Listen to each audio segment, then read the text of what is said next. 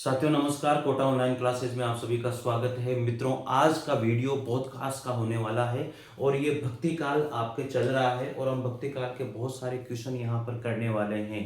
आज का जो वीडियो होगा ये 11 नंबर का वीडियो है और वैसे देखा जाए तो भक्ति काल में तीसरे नंबर का वीडियो। बहुत तगड़े प्रश्न है, बहुत जबरदस्त प्रश्न है। साथियों अगर अच्छा लगे तो लाइक जरूर कर दिया करो यार, बस इतना साथ है। और अच्छा लगे तो एक कमेंट आपका आना चाहिए ताकि खुशी मिलती है इस बात की, मजा आता है, दिल खुश हो जाता है। तो मित्रों चलिए आज हम वापस वहीं से जहां से कल छोड़ा था वहीं से शुरुआत करते हैं उन्हीं क्वेश्चन की जिन्हें आप पसंद करते हैं। तो चलिए, कबीर की उलटबासियों में प्रमुख रस क्या है। कबीर की जो उलटबासियां आपने सका देखा होगा, उलटबासी जो है इनकी एक प्रवृत्ति भी रही थी कबीर दास जी की। तो कबीर की उलटबासियों में प्रमुख रस किसको माना जाता है? इनकी उलटबासियों में जो प्रमुख रस है साथियों वो एक अद्भुत रस माना जाता है। कौन सा रस है? अद्भुत रस माना जाता है। यह आपको अच्छे से इसमें पता होना चाहिए। कौन सा रस माना जाता है? अद्भुत रस माना जाता है। भाई याद हो जाएगा, कोई समस्या वाली बात इसमें नहीं है। वैसे तो बहुत सिंपल सा है, बड़ी बात इसके लिए नहीं है। चलिए, संत काव्य की प्रवृत्ति नहीं, ये बहुत बार क्वेश्चन आया हुआ है। कबीर की उलटबासियों में प्रमुख रस कौन सा है? अद्भुत रस है। हम लोग क्या पढ़ रहे हैं? भक्ति काव्य के क्वेश्चन आंसर कर रहे हैं और स्पीड बहुत, ब्रह्मास्त्र निःशुल्क सीरीज चल रही है और ये कंटिन्यू चलती रहेगी। इसको कोई रोक नहीं सकता, बस ये कंटिन्यू कर चलती रहेगी। भगवान के अलावा इसे कोई नहीं रोक सकता, बस ये है। ठीक है ना? तो कबीर की उलटबासियों में प्रमुख रस क्या है? अद्भुत रस है। संत काव्य की प्रवृत्ति नहीं है। तो संत काव्य की प्रवृत्ति नहीं है। वर्ण व्यवस्था को प्रोत्साहन, वर्ण व्यवस्था को प्रोत्साहन देना संत काव्य की प्रवृत्ति नहीं मानी गई। जो चार ऑप्शन होंगे उनमें से ये प्रवृत्ति नहीं मानी जाती है। तो ये आपको ध्यान रखनी है। ठीक है, कोई बात नहीं। अगला प्रश्न है, निरंजनी संप्रदाय के प्रवर्तक किसको माना जाता है? पिछली क्लास में मैंने बहुत सारे संप्रदाय आपको बताए थे और इस क्लास में भी मैं आपको बता रहा हूं कि निरंजनी संप्रदाय के जो प्रवर्तक माना जाता है वो हरिदास जी को माना जाता है। किसको माना जाता है? हरिदास जी को। थोड़ा स्पीड से पढ़ेंगे, ज्यादा से ज्यादा क्वेश्चन करेंगे क्योंकि अपने पास थोड़ा सा कम टाइम है भाई। निरंजनी संप्रदाय के जो प्रवर्तक माना जाता है वो किसको माना जाता है? हरिदास जी को माना जाता है। अगला प्रश्न आता है यहाँ पर, कबीर के निर्गुण पंथ का आधार भारतीय वेदांत और सूफियों का प्रेम तत्व है, यह विचार किसने दिया था? बहुत इंपॉर्टेंट है। और आप कहते हो ना कि सर हमारे कथन और बहुत सारे आते हैं, तो ये बात भी याद रखना, बहुत इंपॉर्टेंट कथन है और आया हुआ प्रश्न है। कबीर के निर्गुण पंथ का जो आधार है, कबीर वैसे भी निर्गुण पंथ में ही थे, का आधार जो है भारतीय वेदांत और सूफियों का तत्व माना जाता है। और ये कथन किसका है? आचार्य रामचंद्र शुक्ल का कथन है। किसका कथन है? आचार्य रामचंद्र शुक्ल का। और आचार्य रामचंद्र शुक्ल के कथन बहुत बार पूछे जाते हैं, बहुत बार, अनेक बार पूछे जाते हैं, तो ये आपको पता होना चाहिए। तो किसका कथन है? आचार्य रामचंद्र शुक्ल का। इसको मोस्ट लगा लो भाई, वेरी वेरी मोस्ट लगा लो इसको, वेरी वेरी वीआईपी लगा लो भाई, वीआईपी यही है ना। ठीक है, अगला प्रश्न है, भाषा पर कबीर का जबरदस्त अधिकार था। क्या यार, कितनी बड़ी बात है ना। ये तो मतलब आपने खुद ने भी देख लिया होगा इसको, कितनी बार ये लाइन को आते हुए पेपर के अंदर, अनेक पेपरों में आते हुए देखा होगा। तो इसको भी वीआईपी लगा लेना भाई, इसको भी क्या लगा लोगे? वीआईपी। भाषा पर कबीर का जबरदस्त अधिकार था, वे वाणी के डिटेक्टर थे, ये कथन किसका है? वाणी का डिटेक्टर किसने कहा? हजारी प्रसाद द्विवेदी ने कहा। ये तो आपको 100% याद है। अरे नालायकों, पढ़ लो, मैं मेन बात ये बता रहा हूं, पढ़ लेना। ठीक है ना? तो भाषा पर कबीर का जबरदस्त अधिकार था, वे वाणी के डिटेक्टर थे। उक्त कथन आलोचक का है, हजारी प्रसाद द्विवेदी का है। इधर उधर मत भटको, इधर उधर मुंह मत मारो, ये चैनल वो चैनल वो चैनल मत जाओ। मैं कह रहा हूं आपसे, कोटा ऑनलाइन क्लासेस को पकड़ लो, आपको सक्सेस 100% दिलाएगा, ये गारंटी है मेरी। हिंदी में तो कोई माइकल लाल नहीं रोक सकता, ये गारंटी आप देख लेना खुद। पहले भी अभी मैं जो है इसमें ग्रामर में करवा रहा हूँ, काव्य शास्त्र में करवा रहा हूँ, हिंदी साहित्य का इतिहास हमारा चल रहा है और इधर से क्वेश्चन भी चल रहे हैं। बताओ क्या चाहिए आपको? डिटेल में भी पढ़ा रहा हूँ और नोट्स भी आपको करवा रहा हूँ और इधर से ये भी करवा रहा हूँ। आप एक बार आओ तो सही, पधारो मारे अंगना में, आओ भाइया। भाषा पर कबीर का जबरदस्त अधिकार था, वे वाणी के डिटेक्टर थे, ये उक्त कथन जो है हजारी प्रसाद द्विवेदी का कथन है। किस आलोचक का है? हजारी प्रसाद द्विवेदी का। तो इन दोनों को अच्छे से याद रखना, दोनों वीआईपी प्रश्न बनते हुए है। निरंजनी संप्रदाय के प्रवर्तक किसको माना जाता है? ना, हरिदास जी को माना जाता है। अगला प्रश्न आता है, आत्मानुभूति पर अधिक बल देता है। आत्मानुभूति पर सबसे ज्यादा जो बल दिया जाता है वो संत काव्य में दिया जाता है। आत्म अनुभूति पर सबसे ज्यादा बल किस काव्य धारा में दिया जाता है? संत काव्य धारा में दिया जाता है। अगला प्रश्न है, धार्मिक रूढ़ियों और परंपराओं के अंधानुकरण का जो विरोध किया गया, धार्मिक रूढ़ियों और परंपराओं का जो अंधानुकरण है उसका विरोध किसमें किया गया था? सबसे ज्यादा संत काव्य में किया गया था। बहुत तगड़ा प्रश्न है, मजा आ गया। अगला प्रश्न है, साधना के 3 अवयव बताए गए हैं, कर्म, धर्म और, अब कौन सा बताया गया? धर्म, कर्म और भक्ति।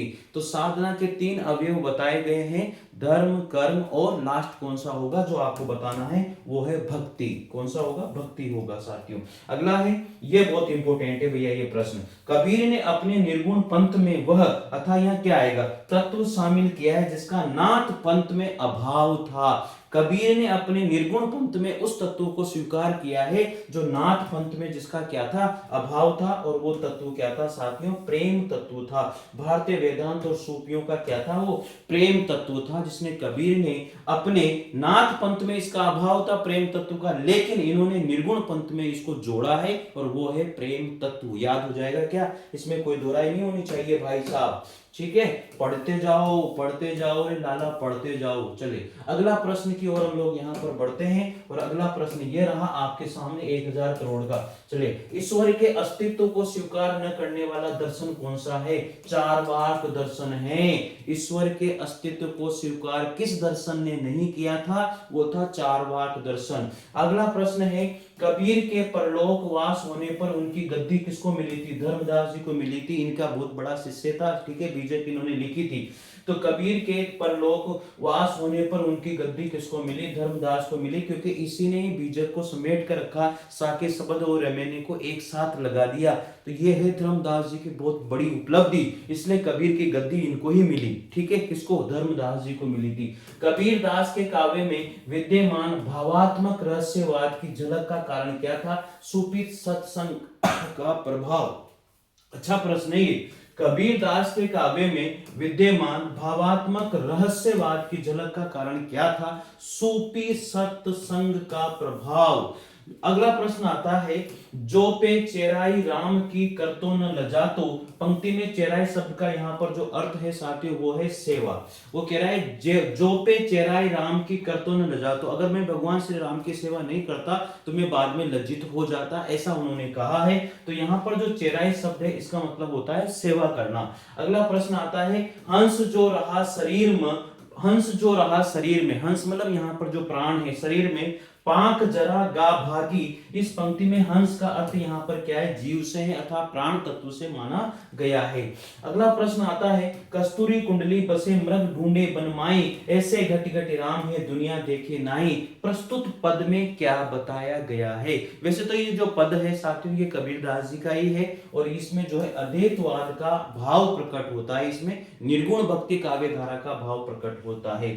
दुर्गा सप्तशती का चंडी चरित्र के नाम से हिंदी में अनुवाद किसने किया था? गोविंद सिंह ने किया था। यह प्रश्न भी बहुत बार आया हुआ है भाई। दुर्गा सप्तशती का चंडी चरित्र के नाम से हिंदी में अनुवाद किसके द्वारा किया गया था? गोविंद सिंह के द्वारा किया गया था।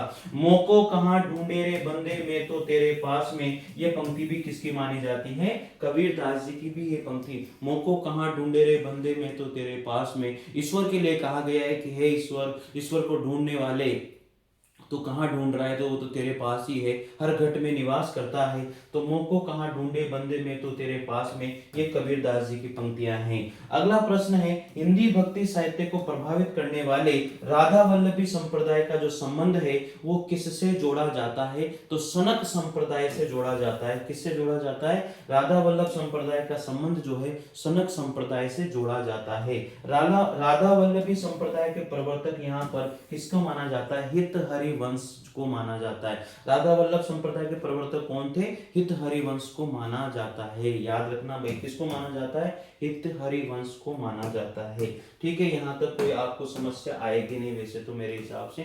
अगला है, भक्ति पर एक वर्ग विशेष के एकाधिकार को समाप्त किसने किया था? भक्ति पर एक ही वर्ग विशेष का एकाधिकार था और उसको समाप्त किसके द्वारा किया गया था? वो था रामानंद जी। वो कौन थे? रामानंद जी थे। रामानंद जी ने संपत्ति एकाधिकार। सनक संप्रदाय को कहा जाता है द्वैताद्वैत संप्रदाय कहा जाता है, द्वैताद्वैत संप्रदाय कहा जाता है निम्बकाचार्य। ठीक है, ठीक है, सनक संप्रदाय को कहा जाता है द्वैताद्वैत संप्रदाय कहा जाता है, ये आपको अच्छे से पता होना चाहिए। चलिए आगे बढ़ते हैं इसी क्रम में, और ये रहा अगला प्रश्न आपके सामने।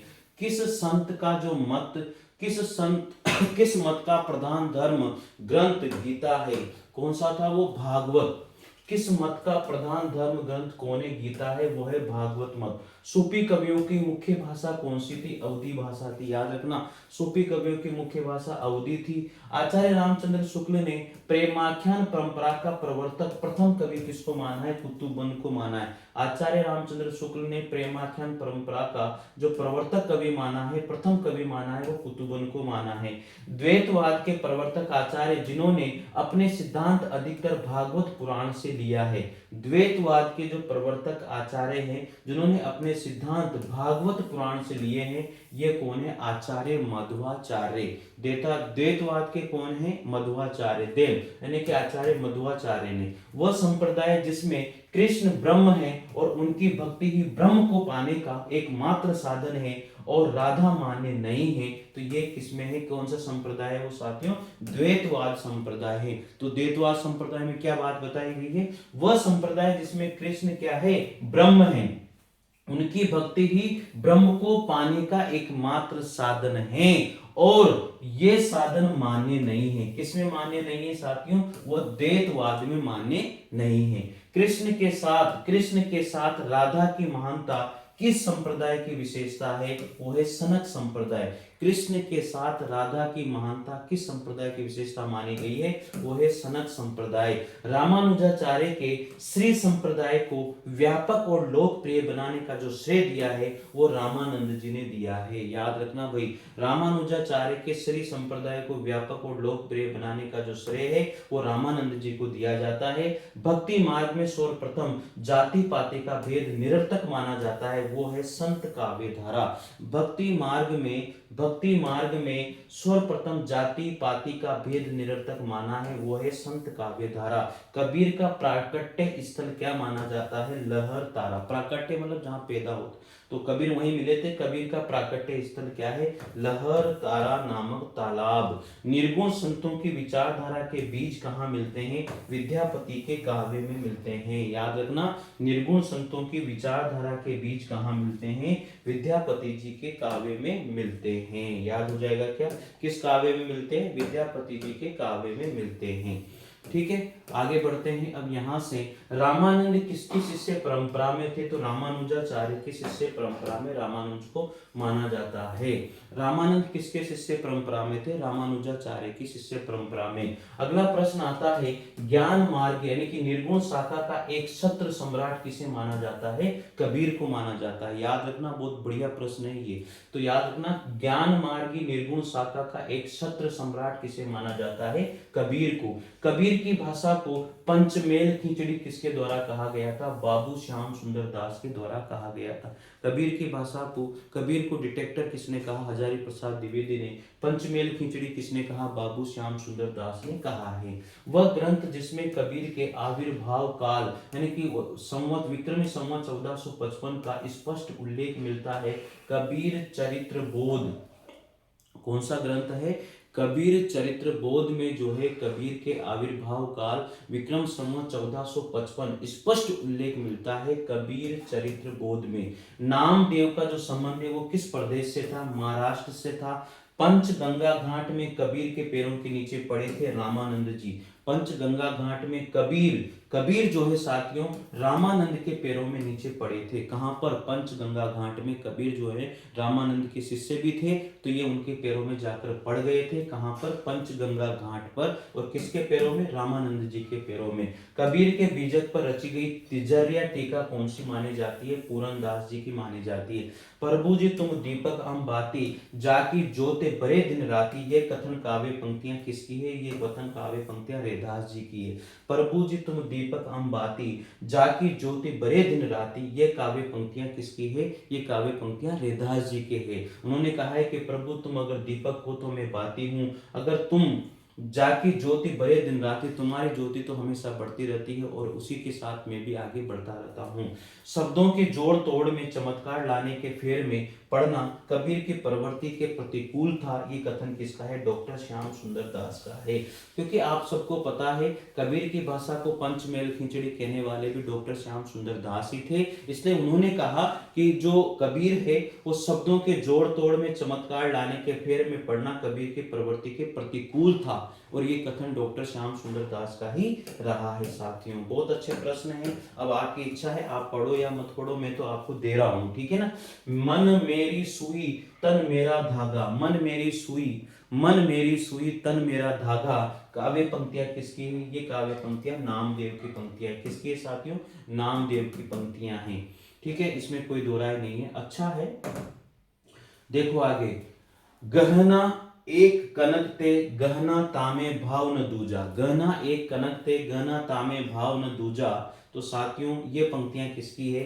गहना एक कनक ते गहना तामे भाव न दूजा। इनको लिख लेना भाई, ये मिलती नहीं है वैसे पंक्तियां, याद रखना। गहना एक कनक ते गहना तामे भाव न दूजा, किसकी पंक्तियां? कबीरदास जी की पंक्तियां हैं।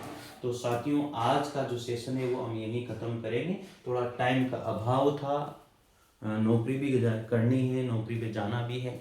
तो मिलते हैं अगली क्लास में। और यहीं से अब थोड़ी धीरे धीरे क्लासेज हम लोग बड़ी करेंगे। आप लोगों का प्यार और स्नेह इसी तरह मिलता रहे और मिलता रहेगा, ठीक है। तो लाइक और शेयर जरूर करना, कमेंट जरूर करना साथियों, अगर ये मेहनत आपको अच्छी लगी तो, ठीक है। इसी तरह से हम ग्रामर के क्वेश्चन भी लेके आएंगे, साथ के साथ टॉपिक है। और मैं अभी यहाँ पर आरकेसी फर्स्ट ग्रेड का जो है रस निष्पत्ति सिद्धांत मैंने खत्म कर दिया है। साधारणीकरण सिद्धांत पर हम लोग आने वाले हैं। ग्रामर भी चल रही है, काव्य शास्त्र भी चल रहा है और हिंदी साहित्य का इतिहास भी चल रहा है। तो बहुत कुछ चल रहा है साथियों।